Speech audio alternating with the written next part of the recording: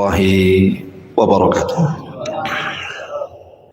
Kita lanjutkan kajian kita masih membahas sirah al-Mustafa Rasulina Muhammadin sallallahu alaihi wasallam, tentang peperangan Nabi sallallahu alaihi wasallam.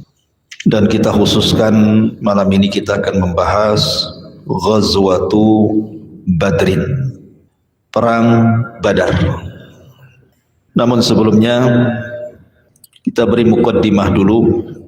Kenapa Nabi sallallahu alaihi wasallam sampai melakukan peperangan?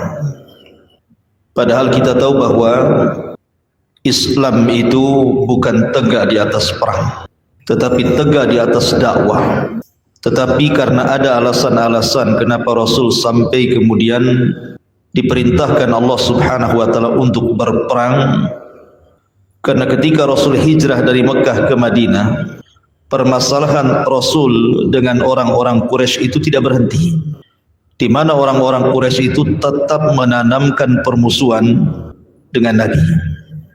Padahal Rasul sudah hijrah, sudah tidak tinggal di Mekah lagi kan. Tapi karena orang-orang kafir Quraisy terus merongrong Nabi dan para sahabat Nabi, makanya kemudian terjadilah pensyariatan qital, perang. Saya akan contohkan ketika pemimpin Ansar namanya Sa'd bin Ubadah radhiyallahu anhu, atau Sa'd bin Mu'adz afwan, salah satu pemimpin daripada pemimpin Ansar dari kabilah Aus, melaksanakan haji atau umrah menuju Mekah. Kita tahu bahwa Sa'd bin Mu'adz ini berteman baik dengan Abu Safwan Umayyah ibn Khalaf. Umayyah ibn Khalaf ataupun kunyahnya Abu Safwan. Lah Abu Safwan sendiri atau Umayyah ibn Khalaf adalah pembesar dari pembesar Quraisy, sama dengan Abu Jahal dan yang lainnya. Tetapi semasa jahiliyah, Abu Safwan Umayyah ibn Khalaf ini apabila berdagang menuju Syam, maka terkadang singgah di rumah pemimpin Ansar namanya Sa'd bin Mu'adz di zaman jahiliyah, sehingga pertemanannya itu masih ada walaupun Sa'd bin Mu'adz sudah masuk Islam. Sehingga ketika Sa'd bin Mu'adz ini berangkat ke Mekah untuk umrah, dia singgah di rumah Umayyah ibn Khalaf, bahkan diantar umrah oleh Umayyah ibn Khalaf. Ketika dua-duanya sedang tawaf, berjumpa dengan Abu Jahal, Fir'aunnya umat ini, kemudian mengancam Sa'd bin Mu'adz dan mengatakan, "Ama wallah laula annaka ma'a Abi Safwan ma raja'ta ila ahlika salima." Sa'ad, untung kau umrah sama Umayyah ibn Khalaf. Coba kalau engkau umrah sendirian, maka engkau tidak akan kembali kepada keluargamu dengan selamat. Perkataan Abu Jahal kepada Umayyah ibn Khalaf ini, Abu Safwan ini, ataupun perkataan Abu Jahal kepada Sa'd bin Mu'adz ini tentu ancaman kepada kaum muslimin. Padahal kaum muslimin sudah berada di Madinah. Apalagi Sa'd bin Mu'adz bukan orang Mekah, dia orang Madinah, hanya datang untuk umrah. Tapi karena dia masuk Islam, masuk ke agama Nabi sallallahu alaihi wasallam, Abu Jahal masih tetap melakukan permusuhan, mengancam orang-orang Madinah yang umrah ke Mekah, diancam nyawanya. Sehingga kemudian ada beberapa orang-orang Quraisy itu yang kemudian juga melakukan pembunuhan dan pembakaran beberapa kampung-kampung di dekat Yathrib yang dihuni oleh kaum muslimin. Dari sinilah maka kemudian masih nampak permusuhan antara orang kafir Quraisy dengan Nabi SAW yang sudah menetap di Madinah. Ditambah-tambah kemudian kaum muslimin mendengar bahwa ada rombongan dagang yang dipimpin oleh Abi Sufyan ibn Harb menuju Syam, membawa dagangan penduduk Mekah yang sangat banyak sekali, dan tidak bawa pasukan kecuali hanya 40 orang saja. Nabi mendengar, maka Nabi SAW kemudian bermusyawarah dengan para sahabat, terutama orang-orang muhajirin, untuk merampas harta Abi Sufyan. Bukan tidak ada alasan. Karena ketika para sahabat hijrah dari Mekah ke Madinah, harta mereka kan dirampas orang-orang Quraisy. Rasul ingin mengambil hak kembali. Ingat satu kisah yang ma'ruf dari sahabat namanya Suhaib Ar-Rumi. Suhaib Ar-Rumi ini orang Romawi. Dia hijrah dari Romawi ke Mekah hanya ingin beriman dengan Nabi akhir zaman.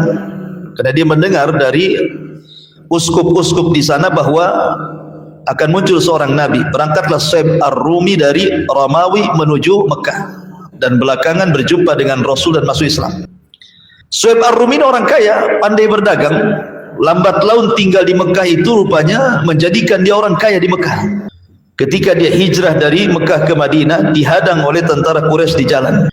Kemudian terjadi perundingan. Kalau seandainya Suhaib Ar-Rumi mau menyerahkan seluruh hartanya, dia boleh pergi ke Madinah tanpa membawa harta sedikit pun. Akhirnya kemudian Suhaib Ar-Rumi daripada nyawanya terancam, diberikan semua kekayaannya kepada orang-orang Quraisy. Akhirnya dia berangkat tanpa harta dari Mekah ke Madinah, padahal orang kaya tuh. Jibril datang kepada Nabi SAW memberitahu bagaimana Suhaib Ar-Rumi sudah mengorbankan hartanya. Ketika sampai saja Suhaib ke Madinah, apa Rasulullah mengatakan? Rabiha bai'u Abi Yahya. Semoga beruntung jual beli wahai Abi Yahya. Karena dia menyerahkan seluruh kekayaannya kepada orang-orang Quraisy dan dia rela berkorban tanpa harta menyusul Rasul hijrah dari Mekah ke Madinah. Dia sudah berjual beli dengan Allah. Makanya Rasul mengatakan Arabiha bai'u Abi Yahya. Semoga Allah memberikan keuntungan atas jual beli Abi Yahya, maksudnya Suhaib Ar-Rumi. Dari kisah Suhaib Ar-Rumi ini mengetahui bahwa banyak harta-harta para sahabat dirampas oleh orang-orang kafir Quraisy ini. Makanya ketika Rasul mendengar Abi Sufyan membawa dagangan dari Quraisy dengan dagangan yang sangat banyak dan pengawalnya tidak banyak, hanya 40 orang, maka Rasul pun mengumpulkan orang-orang Muhajirin dan orang-orang Ansar. Tujuannya untuk mengambil hak, merampas dagangan Abi Sufyan yang sudah diambil sebelumnya harta kaum muslimin oleh orang-orang kafir Quraisy. Inilah penyebab terjadi perang Badar. Penyebab kenapa sampai terjadi perang Badar karena ini. Abi Sufyan ini sebelum masuk Islam tentunya ya. Nanti Abi Sufyan kan belakangan masuk Islam juga, tapi jauh hari setelah Fathu Mekah. Abi Sufyan ini orang cerdas. Dia orang kaya, orang cerdas, orang berpendidikan gitu kan. Dia tahu bahwa pasti perjalanannya penuh dengan risiko. Karena bagaimanapun, mau tidak mau, setiap orang yang dagang dari Mekah menuju Syam harus lewat Madinah masalahnya. Karena tidak ada jalan lain. Sehingga Abi Sufyan ini mengirim mata-mata. Dikhawatirkan akan terjadi apa-apa dengan dagangannya. Lah mata-mata Abi Sufyan mendengar bahwa Nabi SAW bergerak dan pasukannya untuk menyerang dirinya dan mengambil hartanya. Akhirnya kemudian Abi Sufyan ini langsung mengirim seorang laki-laki yang sangat cepat dalam berkuda, namanya Dhamdham. Dhamdham ini diutus oleh Abi Sufyan untuk berangkat ke Mekah memberitahu siapa? Abu Jahal, bahwa dia akan diserang oleh Rasul dan para sahabatnya. Maka ketika Abu Jahal mendengar bahwa Abi Sufyan akan diserang sementara harta-harta mereka dititipkan kepada Abi Sufyan untuk dijual belikan di Syam, marah Abu Jahal. Maka Abu Jahal akhirnya menggerakkan pasukan untuk berperang melawan Rasul. Bangkitlah 1000 pasukan dan 200 penunggang kuda dengan lengkap senjata-senjata mereka bergerak dari Mekah menuju Yathrib ataupun Madinah. Di sisi lain Nabi SAW pun mengirim mata-mata, sama-sama mengirim mata-mata gitu. Mata-mata Nabi SAW atau jasus juga mendengar bahwa ada pergerakan dari Mekah, pasukan yang sangat besar, 1000 orang dengan 200 berkuda dan senjata lengkap. Sementara Nabi SAW ketika itu jumlahnya tidak banyak. Ada yang mengatakan tentara Nabi SAW jumlahnya hanya 314 orang, sama dengan tentara Talut ketika melawan Jalut.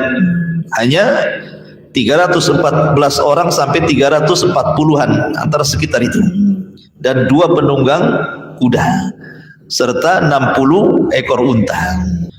Karena memang Rasul itu niatnya kan bukan untuk perang, niatnya hanya untuk mengambil hartanya Abi Sufyan sebagai timbal balik, karena orang-orang Quraisy sudah mengambil hak kaum muslimin. Subhanallah, ketika mendengar pergerakan itu, maka Nabi SAW kemudian mengajak musyawarah orang-orang Muhajirin dan Ansar.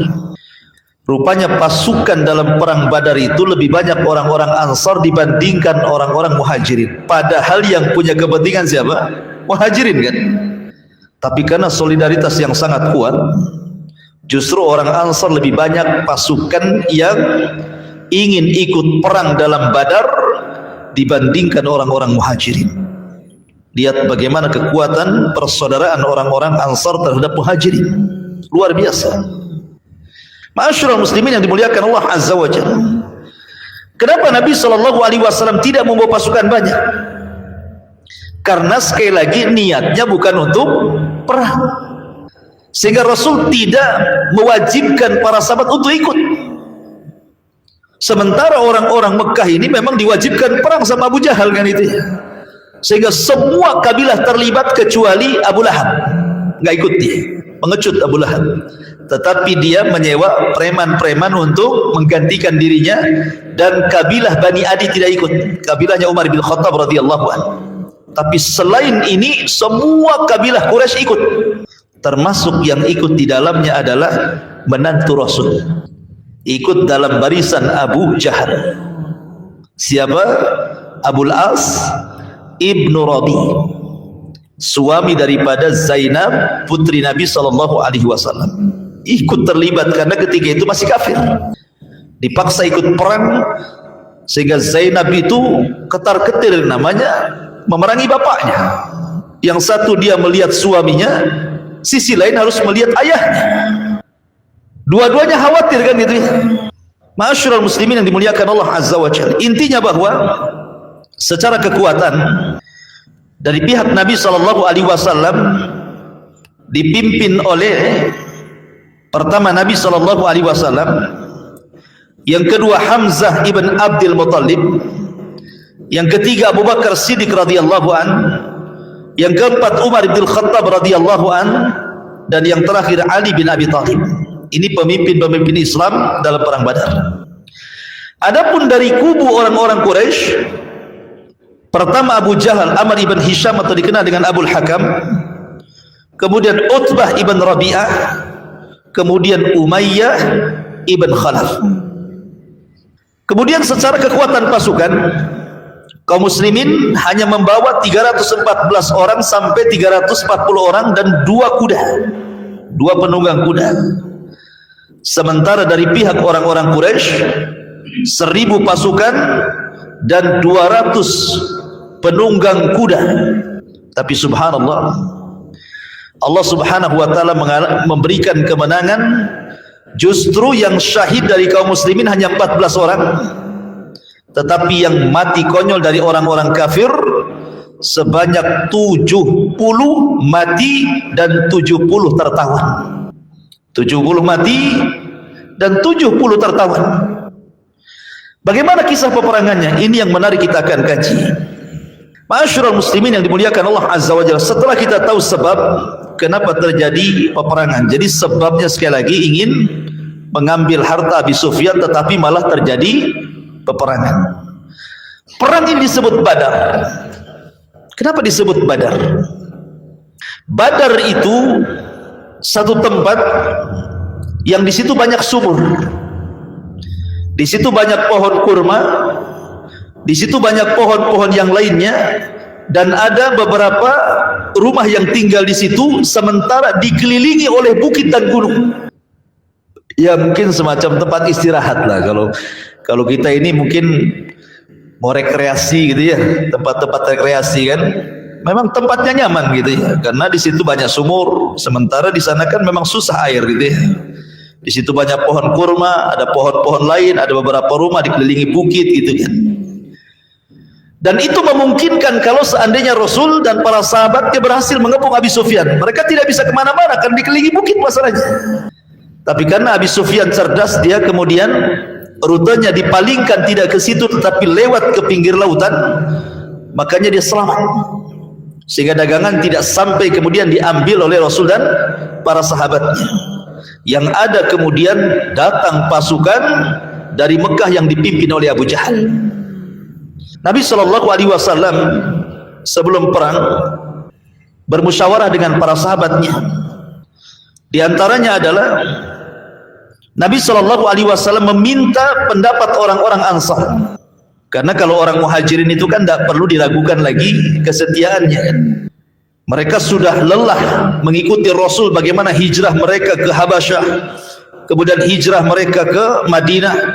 Kalau hanya diajak perang bagi mereka enteng, nggak perlu lagi kemudian diikat dengan perjanjian gitu ya.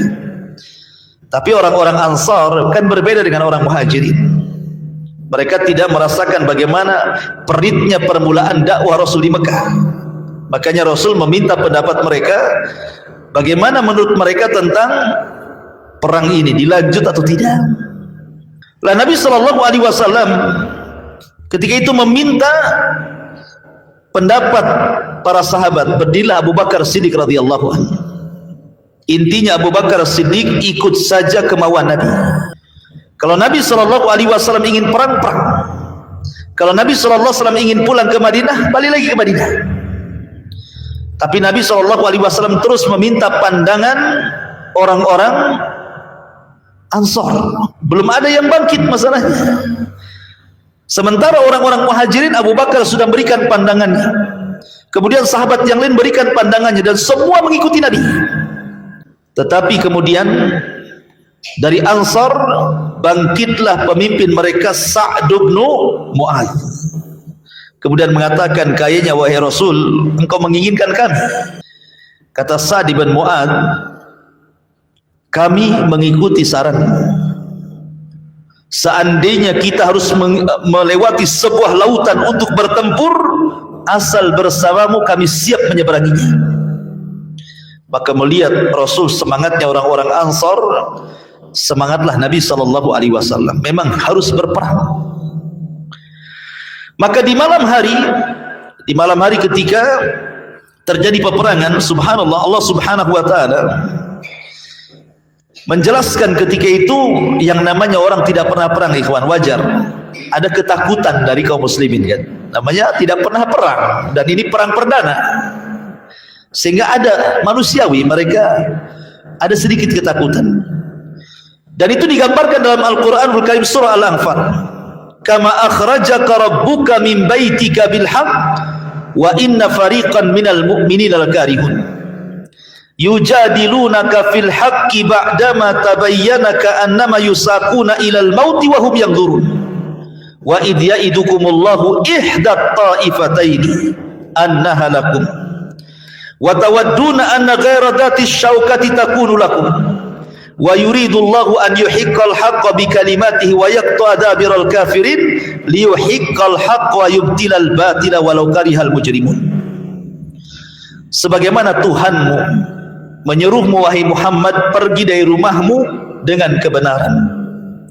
Maksudnya sebagaimana Allah menyuruhmu untuk hijrah dari Mekah ke Madinah. Meskipun sesungguhnya sebagian dari orang-orang yang beriman itu tidak menyukai hijrah itu. Mereka membantahmu wahai Muhammad tentang kebenaran setelah nyata bahwa mereka pasti menang. Seakan-akan mereka dihalau kepada kematian, sedangkan mereka melihat sebab kematian itu. Karena mereka tidak nyangka akan perang kan. Diajak untuk merampas harta Abi Sufyan, tahu-tahu dihadapkan dengan peperangan. Dan ingatlah ketika Allah menjanjikan kepadamu wahai Muhammad bahwa salah satu dari dua golongan yang kamu hadapi adalah untukmu, ini kemenangan. Sedang kamu menginginkan bahwa yang tidak mempunyai kekuatan, senjatalah untukmu. Tetapi Allah hendak membenarkan yang benar dengan ayat-ayatnya dan memusnahkan orang-orang kafir sampai ke akar-akarnya, agar Allah memperkuat yang hak Islam dan menghilangkan yang batil kesyirikan, walaupun orang-orang yang berdosa, orang musyrik itu tidak menyukainya. Ayat ini menggambarkan ada sedikit ketakutan para sahabat. Seolah-olah Pak digiring kepada kematian. Ini kami jumlah cuma 314, yang dihadapi 1000 orang. Manusiawi. Ya. Ma'asyiral muslimin yang dimuliakan Allah Azza wa Jalla. Tetapi ketika di malam hari besoknya terjadi peperangan, tiba-tiba kemudian hujan yang tidak pernah ada hujan. Dan subhanallah para sahabat bisa tidur dengan nyenyak malam itu. Coba kalau seandainya antum ada masalah berat gitu ya, saya kira antum tidak akan bisa tidur kan. Tetapi Allah Subhanahu wa taala buat mereka tidur dengan nyenyak, seolah-olah mereka ditenangkan hatinya dan besok bangun itu sudah segar gitu ya. Tetapi Nabi SAW malam itu tidak tidur. Nabi SAW bersama Abu Bakar Siddiq radhiyallahu anhu berdoa kepada Allah Subhanahu wa taala yang doanya ma'ruf. Salah satu penggalan doa Rasul, Allahumma in tahlik hadhil isabah al-yawma la tu'bad abada. Ya Rabb, kalau kau hancurkan kelompok yang sedikit 314 orang ini dengan jumlah musuh 1000 lebih, engkau tidak akan ada lagi yang menyembah di permukaan bumi ini. Allahumma in syi'ta lam tu'bad ba'dal yawm abada. Dalam riwayat, ya Allah, kalau engkau mau, kau tidak akan disembah lagi setelah hari ini, kalau kau hancurkan kelompok kami yang sedikit ini. Tiba-tiba kemudian Nabi SAW diperlihatkan 1000 malaikat malam itu turun dari langit, dipimpin Jibril, dan itu disebutkan dalam surah Al-Anfal. Allah Subhanahu wa taala berfirman, "Id tastaghitsuna rabbakum fastajaba lakum anni mumiddukum bi alfin minal malaikati murdifin." Ingatlah ketika kamu memohon pertolongan kepada Tuhan wahai Muhammad, lalu Allah ijabah pertolonganmu. Sesungguhnya aku akan mendatangkan bala bantuan kepadamu dengan 1000 malaikat yang datang berturut-turut. Jadi malam itu Rasul diperlihatkan Jibril turun dan 1000 malaikat. Kemudian Rasul mengatakan kepada Abu Bakar, "Absyir ya Abu Bakar, berbahagialah Abu Bakar, kita akan menang perang." Apakah Allah Subhanahu wa taala akan mengirim 1000 malaikat saja? Ternyata tidak. Perhatikan dalam surah Al-Imran. Surah Al-Imran, Allah Subhanahu wa taala berfirman, "Ittaqulu lil mu'minin alan yakfiyakum an yumiddakum rabbukum bi salasati alafin minal malaikati munzalin." Ingatlah ketika engkau Muhammad mengatakan kepada orang-orang yang beriman, apakah tidak cukup bagi kalian bahwa Allah membantu kalian dengan 3000 malaikat yang turun dari langit? Dalam surah Al-Anfal 1000. Sekarang dalam surah Al-Imran 3000. Kemudian di ayat selanjutnya, bala in tasbiru wa tattaqu wa ya'tukum min fawrihim hadha yumdidkum rabbukum bi 5,000 minal malaikati musawwimin. Ya, cukup jika kamu bersabar dan bertakwa ketika mereka datang menyerang kamu dengan tiba-tiba, niscaya Allah akan menolongmu dengan 5.000 malaikat memakai tanda. Berarti di sini ada tiga ayat. Pertama 1000 malaikat, yang kedua 3000 malaikat, yang terakhir 5000 malaikat. Bagaimana cara menggabungkannya? Malam itu Allah turunkan 1000 malaikat.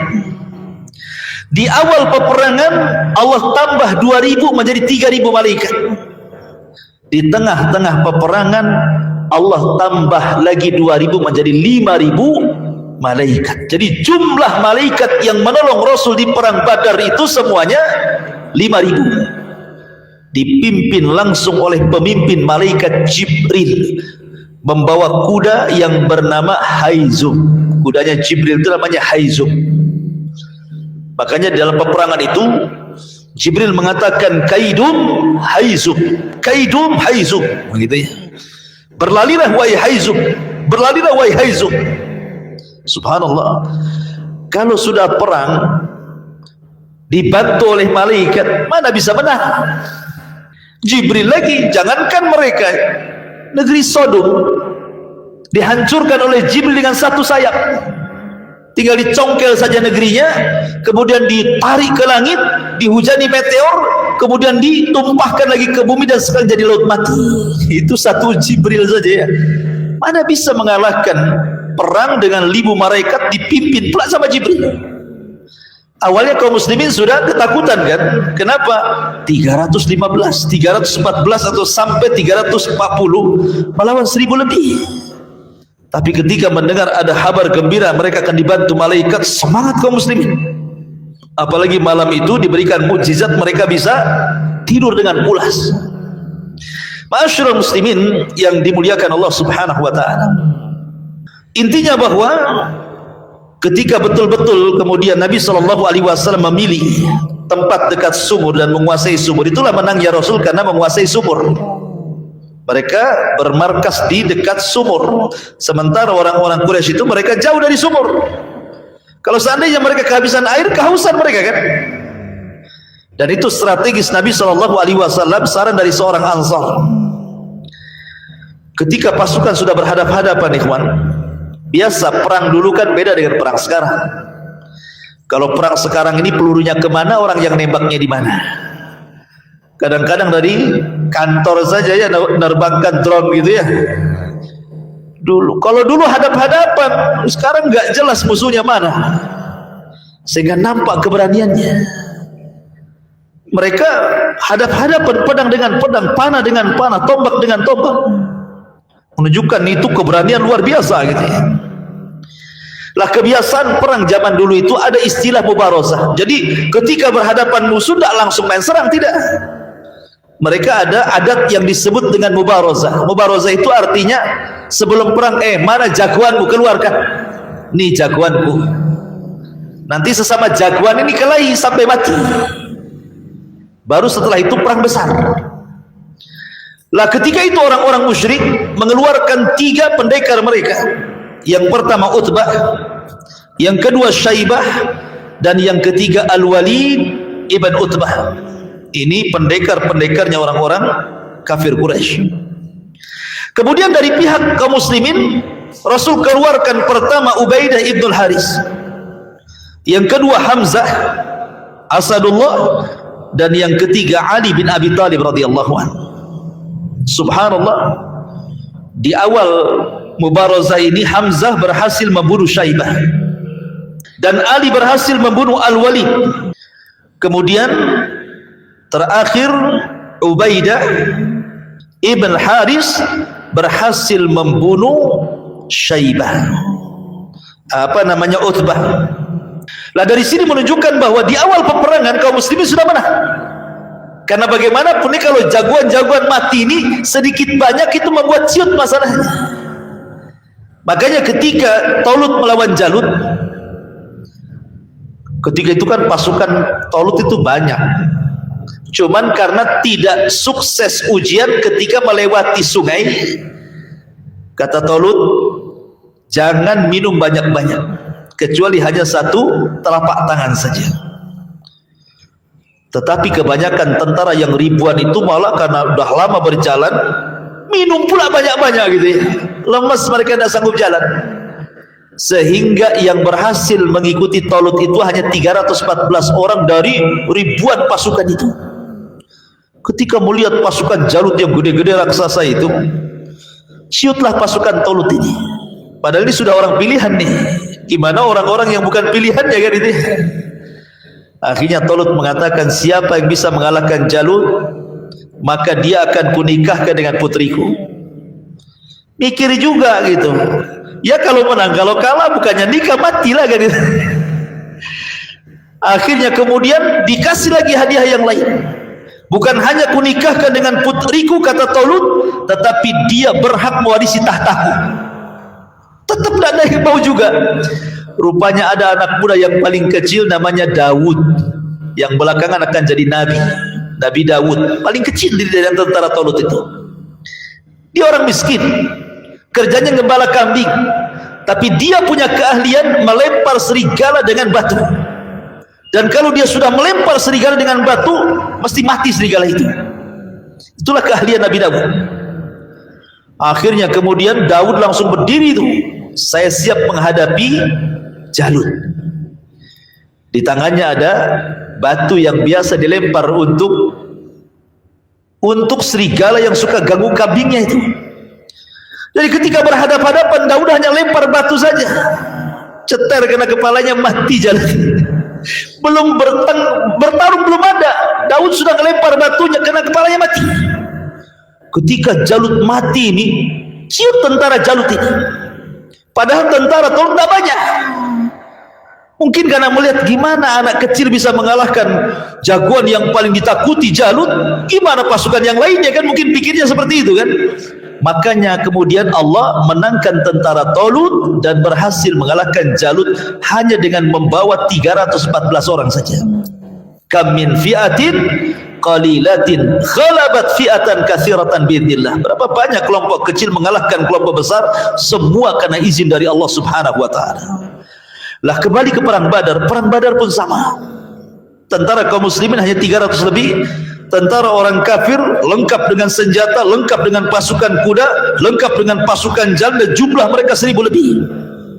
Tapi kemenangan di tangan Allah. Pada awalnya kaum muslimin ciut, tetapi ketika peperangan datang malaikat. Oh, tumbuh keberaniannya. Sampai-sampai Abi Sufyan yang berhasil lari dari peperangan itu, lari ke Mekah, berjumpa dengan Abu Lahab. Dikiranya Abu Sufyan membawa berita kemenangan, rupanya Abi Sufyan membawa berita kesedihan. Ceritalah Abi Sufyan kepada Abu Lahab dan mengatakan, ya Abu Lahab, tentara kita morat marit, tunggang langgang, banyak yang mati. Kata Abu Lahab, ada apa? Kok bisa? Aku tidak tahu, aku melihat ada pasukan yang sangat banyak menunggang kuda putih, sekali berteriak kami sudah tunggang langgang gak karu-karuan. Mungkin bahasanya pedang belum dicabut, kepala sudah melayang. Gitu ya. Lah di samping Abu Lahab itu ada budaknya Fadl ibn Abbas. Dia sudah masuk Islam tapi menyembunyikan keislamannya. Tiba-tiba saking menangnya keceplosan. Oh, itu adalah malaikat yang membantu kaum muslimin. Marah Abu Lahab, ditempelengnya budak Abbas itu. Budak Abbas ditempelengnya, akhirnya ngadu sama majikannya. Datanglah Ummu Abbas ini, bawa kayu, dipentung kepalanya Abu Lahab. Kok sudah mukul budakku, katanya. Ada yang mengatakan sebab pentungannya itu dia sakit kemudian mati gara-gara pentungan itu, Abu Lahab itu. Wallahu a'lam. Ya. Masyurah muslimin yang dimuliakan. Tapi persaksian Abi Sufyan, Abu Sufyan melihat malaikat-malaikat penunggang kuda dengan lengkap persenjataan mereka, menunjukkan bahwa Allah meridai peperangan ini. Makanya Allah kirimkan bala bantuan malaikat yang banyak melebihi jumlah orang-orang kafir. 5.000 malaikat plus 314 orang melawan 1.000 lebih, kan itu. Awalnya 1.000 melawan 300 lebih, sekarang terbalik gitu ya. Masyurul muslimin yang dimuliakan Allah Azza wa Jalla. Sebenarnya peperangan ini adalah pembuktian doa laknat Nabi SAW kepada pembesar-pembesar Quraisy. Karena begini, ada satu kisah ketika Rasul masih di Mekah, belum hijrah. Nabi SAW biasa sholat di depan Ka'bah. Kemudian Abu Jahal datang di tengah-tengah anak-anak muda Quraisy yang sedang duduk-duduk di sekitar Ka'bah. Abu Jahal pun sesumbar dan mengatakan, siapa yang mampu meletakkan salah jazur. Salah jazur itu kotoran unta. Jadi kalau unta baru disembelih, kemudian dikeluarkan jeruannya, itu disebut salah jazur. Usus-usus itu disebut salah jazur. Siapa yang bisa meletakkan salah jazur, kotoran unta itu, di pundak si Muhammad, maka aku akan berikan ini dan itu. Bangkitlah Uqbah bin Abi Mu'aid. Uqbah bin Abi Mu'aid ini majikannya Abdullah bin Mas'ud. Abdullah bin Mas'ud itu bekerja kepada Uqbah bin Abi Mu'aid. Sebenarnya Uqbah bin Abi Mu'aid ini orang yang menggandrungi Nabi sebenarnya. Dia memang tidak masuk Islam. Cuman Uqbah ini seorang penyair. Ketika mendengar Al-Quran dia suka, tapi tidak mau masuk Islam. Sampai dia suka dengan Quran, disangkanya syair. Karena kan Rasul membaca Quran itu disangka syair oleh orang itu. Kok bahasanya tinggi sekali gitu ya. Sehingga Uqbah itu tertarik. Akhirnya mengidolakan Nabi SAW, tapi tidak mau masuk Islam. Hanya mengidolakan saja, samalah orang sekarang mengidolakan petinju, mengidolakan pemain bola walaupun orang kafir gitu ya. Jadi dia ingin menghormati Nabi. Dibuatlah makanan di rumahnya, kemudian Rasul diundang. Datang Rasul. Maunya Uqbah itu menjamu Rasul supaya makan, supaya terkesan gitu ya. Rupanya Rasul tidak mau makan, minum pun tak mau. Dan itu aib seorang tamu, tidak mau makan, tidak mau minum, malu tuan rumah itu kan. Sehingga bertanya, wahai Muhammad, kenapa kau tidak mau makan, tidak mau minum? Ini makanan enak, minuman enak, kami hendak memuliakan dirimu. Tapi Rasul mengatakan, tidak wahai Uqbah, engkau seorang musyrik. Kalau makananmu ingin ku makan, bersyahadatlah, nanti ku makan semua. Pada awalnya Uqbah bin Abi Mu'ad enggak mau, tapi karena terpaksa supaya Rasul mau makan, akhirnya dia bersyahadat. Asyhadu an la ilaha illallah wa asyhadu anna Muhammadar Rasulullah. Bukan ingin masuk Islam, tidak, hanya ingin supaya Rasul makan gitu saja. Akhirnya Rasul makan, ada masuk Islam dia. Dia tidak paham konsekuensi dari dua kalimat syahadat di Uqbah ini. Kedengaran sama kawan CS-nya namanya Umayyah ibn Khalaf. Datang Umayyah bin Khalaf dan mengatakan, ya Uqbah, engkau bukan golongan kami karena engkau sudah mengucapkan syahadat. Kata Uqbah, ya Umayyah, aku mengucap syahadat bukan karena ingin masuk kepada agama Muhammad, tidak. Kemudian diceritakan kronologisnya. Tapi Umayyah mengatakan, aku enggak percaya. Yang jelas kita sudah tidak ada hubungan, jangan pernah gabung bersama kami. Lihat bagaimana teman teman yang jahat ini. Hati-hati kalau berkawan itu. Akhirnya kemudian kata Uqbah, lalu bagaimana caranya biar aku bisa ikut geng kamu lagi? Kata Umayyah, kalau engkau ingin diakui geng kita, kau harus menghina dan merendahkan Muhammad. Kembali ke kisah Abu Jahal. Makanya ketika Abu Jahal mengatakan, siapa yang bisa meletakkan salah jazur di pundak si Muhammad, aku akan berikan yang itu. Di sini ada kesempatan Uqbah bin Abi Mu'ad ingin menghina Rasul supaya Umayyah ibn Khalaf mengakui lagi sebagai kawannya. Ini kawan su ini kayak gitu ya. Sahibus su, kawan yang jelek ini kadang-kadang seperti ini. Orang sudah dapat hidayah ditarik lagi kepada kekufuran. Dicarinya sama dia usus-usus unta yang baru disembelihkan masih berdarah-darah tuh. Dapat pula dia. Dibawanya kemudian betul-betul ketika Rasul sedang sujud, diletakkan tuh salah jazur di pundak Rasul sallallahu alaihi wasallam. Ada bayangkan, masih penuh dengan kotoran darah gitu di pundak Nabi SAW. Dan Rasul tidak bangkit dari sujudnya kecuali setelah datang putrinya Fatimah bintu Rasulullah SAW. Sama Fatimah dibersihkanlah punggungnya bapaknya itu. Sampai ketika sudah tidak ada lagi kotoran di pundaknya, Rasul bangkit dari sujud, kemudian menyelesaikan salatnya. Fatimah menangis. Kemudian Fatimah mengatakan kepada abinya Rasul kita Muhammad SAW, ya abati, ud'u ila haula, doakan kepada mereka kecelakaan, laknat mereka. Jadi Fatimah minta bapaknya melaknat mereka. Akhirnya Nabi SAW menuruti kata-kata Fatimah dan menyebutkan satu persatu orang yang menghinanya. Allahumma al'an Abu Jahal, Allahumma al'an Uqbah, Allahumma al'an Umayyah, Allahumma, dilaknat semuanya yang hadir di situ. Ingat, doa orang yang dizalimi pasti mustajab. Ini kan dizalimi, Rasul dizalimi. Jangankan Rasul, antum saja dizalimi mustajab doa antum. Wala tahsabannallahu ghafilan amma ya'malu zalimun. Jangan kau sangka Allah diam dan lalai terhadap orang-orang yang zalim itu. Tidak. Allah itu pasti berdiri bersama orang-orang dizalimi, walaupun yang dizalimi orang kafir. Apalagi yang dizalimi Nabi. Subhanallah, doa Nabi mustajab. Kapan Allah ijabah doanya? Di perang Badar. Semua yang menghina Rasul kala itu, sampai Uqbah bin Abi Mu'ad kemudian meletakkan salah jazur ketika Rasul sujud, semua mati di perang Badar. Dan matinya mengenaskan. termasuk Uqbah bin Abi Mu'ayyid tertangkap sebagai tawanan. Kemudian dia disalib di pohon, kemudian dia pun dirajam di pohon itu, dan dia orang yang pertama disalib dalam Islam karena dia menghina Nabi SAW. Ma'asyiral muslimin yang dimuliakan Allah Azza wa Jalla. Jadi intinya bahwa perang Badar ini perang kekalahan orang-orang musyrik. Kenapa? Karena semua pembesarnya mati di situ. Kecuali Abi Sufyan masih hidup, dia karena bisa lari. Makanya Abi Sufyan inilah yang membalas dendam kekalahan di perang Badar, terjadilah perang Uhud. Dan betul-betul kaum muslimin kalah di perang Uhud ini. Wa tilkal ayyam nudawiluha bainan nas. Terkadang hari itu diputar, kadang menang, kadang kalah, wajar. Sebenarnya di perang Uhud juga Rasul itu pasti menang sebenarnya kalau seandainya 40 pemanah itu tidak turun,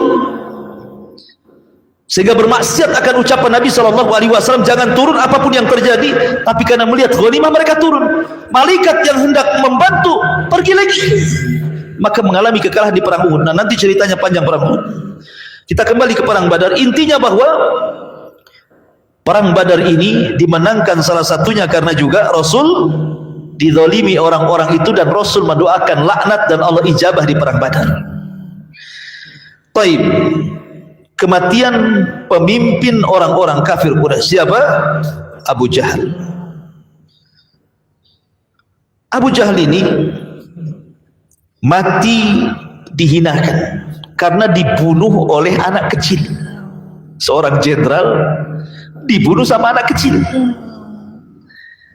Siapa yang membunuh Abu Jahal? Dua anak kecil, namanya Mu'adz dan Mu'awwadz. Kedua-duanya putra Afra, anak remaja, belum terlatih perang, ya usianya 15-16 tahun. Sementara Abu Jahal dikenal jenderal, pemimpin perang. Ketika Mu'adz dan Mu'awwadz ini ikut terlibat dalam perang, dia berjumpa dengan Abdurrahman ibn Auf radhiyallahu anhu. Kemudian kata Mu'adz dan Mu'awwadz ini, wahai ammi, mana yang namanya Abu Jahal itu? Karena kan gak kenal Abu Jahal siapa, anak kecil ini kan, ketemu aja tidak pernah. Yang mana satu yang namanya Abu Jahal itu? Kata Abdurrahman bin Auf, kamu lihat orang itu yang ada tanda di kepalanya, itulah Abu Jahal katanya. Akhirnya dua remaja ini langsung mendekati Abu Jahal, dan langsung dua-duanya memukulkan pedang, mati Abu Jahal di tangan dua remaja ini, Mu'adz dan Mu'awwadz, dan dua-duanya putra Afra. Dan ini sebuah kehinaan dalam peperangan. Masa seorang jenderal kalah sama anak-anak gitu kan, terhina gitu ya.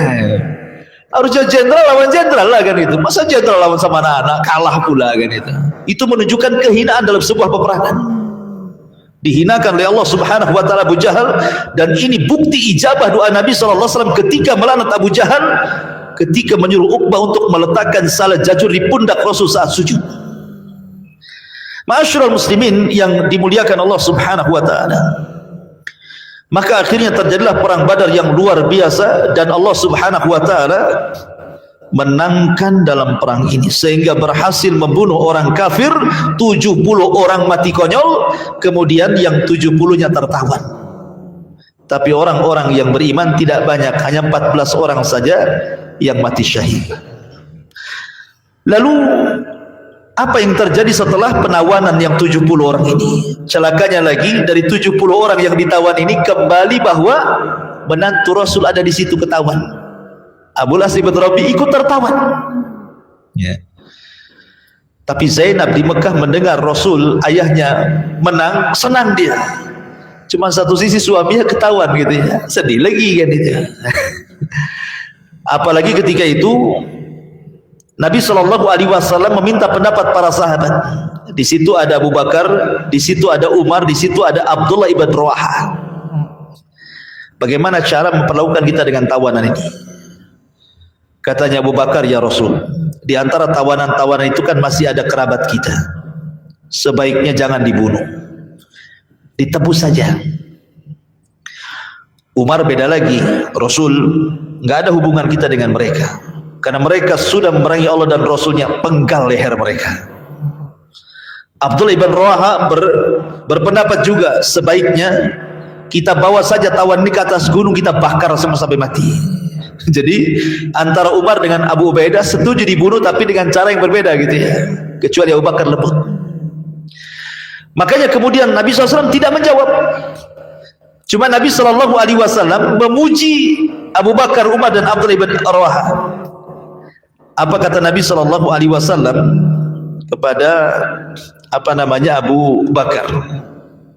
Adapun engkau wahai Abu Bakar, engkau seperti Nabi Ibrahim,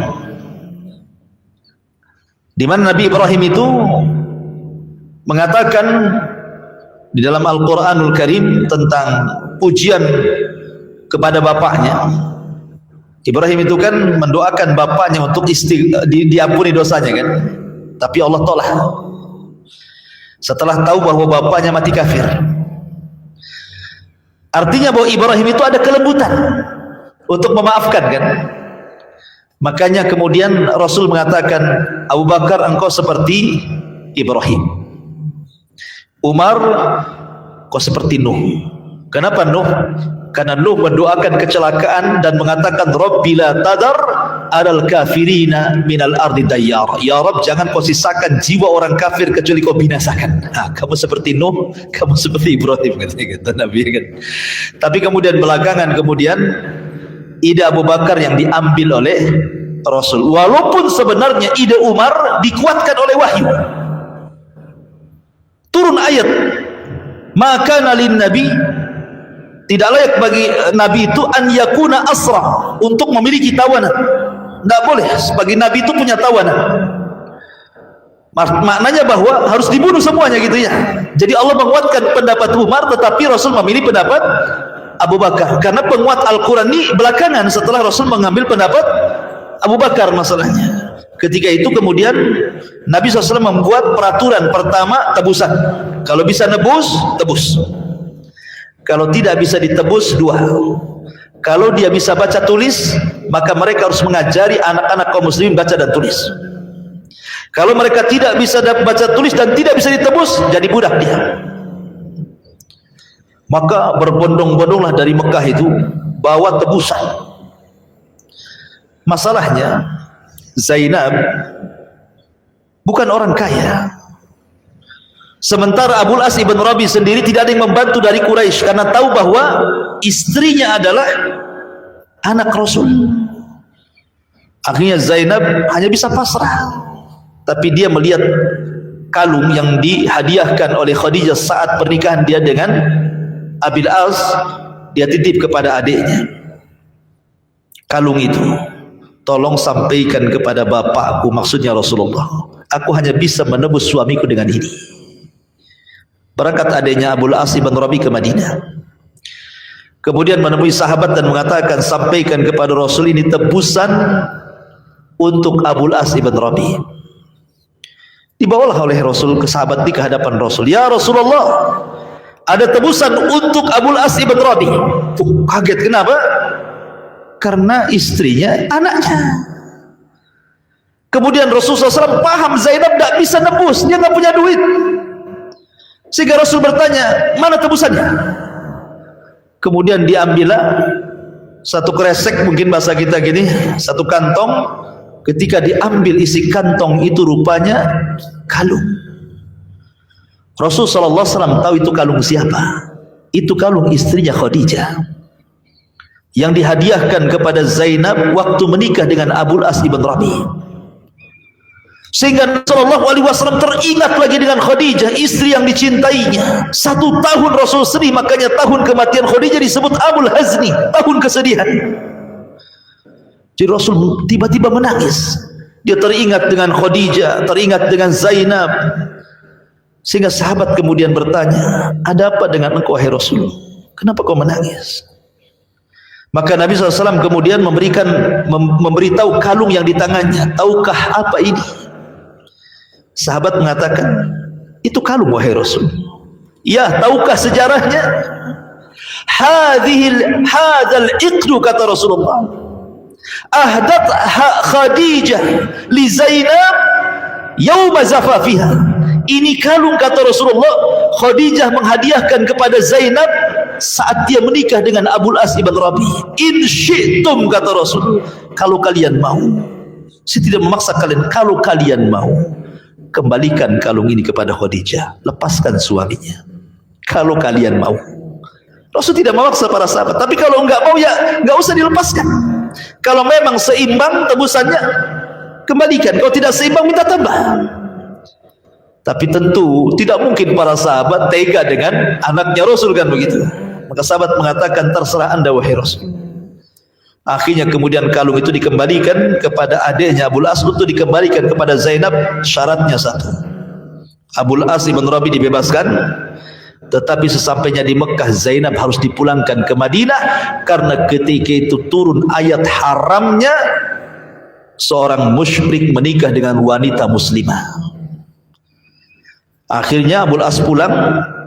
Ketika itu Zainab sedang mengandung, kemudian dihantar siang bolong. Harusnya malam-malam dihantar itu, karena siang-siang mencolok muka, datang pasukan orang-orang Quraisy menghadang Zainab, ketakutan, keguguran.